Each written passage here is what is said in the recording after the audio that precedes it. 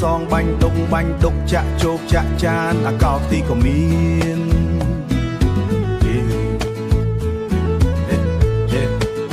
ត្រីគោកត្រីឆ្កោ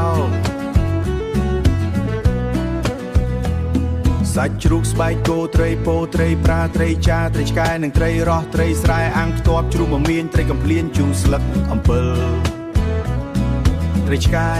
ត្រីស្រែអាំងខ្ទាប់ជ្រូកមមៀនត្រីកំភ្លៀនប្រឡាក់ប្រៃស្លម្ជូរស្លឹកអំពិល